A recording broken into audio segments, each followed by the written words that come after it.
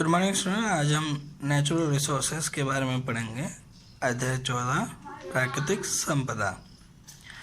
हम जानते हैं कि हमारी पृथ्वी ही एक ऐसा ग्रह है जहाँ जीवन विद्यमान है। पृथ्वी पर जीवन बहुत सारे कारकों पर निर्भर करता है। हम ये भी जानते हैं कि जीवन के लिए परिवेश, ताप, जल तथा भोजन की आवश्यकता होती है। पृथ्वी पर उपलब्ध सभी प्रकार के जीवों की मूल आवश्यकताओं की पूर्ति के लिए सूर्य से ऊर्जा तथा पृथ्वी पर उपलब्ध संपदा की आवश्यकता होती है। अब देखिए, पृथ्वी पर जो जीवन है वो कुछ ना कुछ कारण है जिसकी वजह से जीवन है।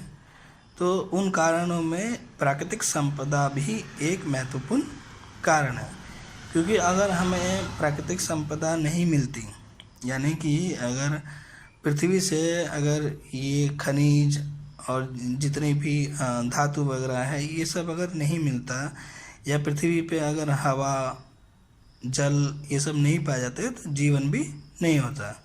पृथ्वी पर ये संपदा कौन कौन सी है? ये स्थल यानी कि मिट्टी, जल तथा वायु है। यानी कि मिट्टी, जल और वायु, ये तीन बेसिकली मेनली संपदा है जिसकी वजह से जीवन है। पृथ्वी की सबसे बाहरी परत को स्थलमंडल कहते हैं।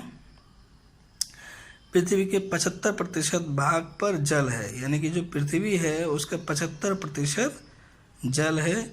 ये भूमिगत जल के रूप में भी पाया जाता है। इन सभी को जलमंडल कहते हैं। जो जल का जो एरिया है यानी कि 75%, इसको जलमंडल कहते हैं। वायु जो ऊपरी पृथ्वी को कंबल के समान ढके रहती है उसे वायुमंडल कहते हैं। जो हमारे ऊपर जो हवाएं चलती हैं, जो वायु है, उसको हम वायुमंडल कहते हैं, और ये एक कंबल की तरह उड़ी हुई है। जीवित पदार्थ वहीं पाए जाते हैं जहाँ ये तीनों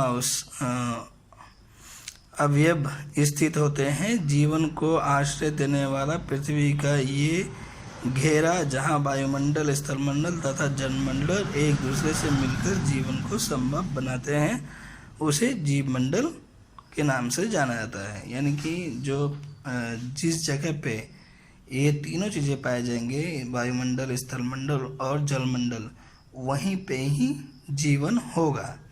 और जो जीवन जो संभव होता है उसको जीवमंडल, जहाँ पे जीवन संभव होता है वहाँ उसको जीवमंडल कहते हैं। सजीव जीवमंडल के जैविक घटक बनाते हैं। वायु, जल और मृदा जीवमंडल के निर्जीव घटक है। यानी कि जो जीवमंडल है उसके अंदर जो निर्जीव घटक है वो है वायु, जल और मृदा। लेकिन इन्हीं चीज़ों की वजह से ही हम जीवित रहते हैं। इस वीडियो में इतना ही। आगे के लिए हमारा नेक्स्ट वीडियो देखें।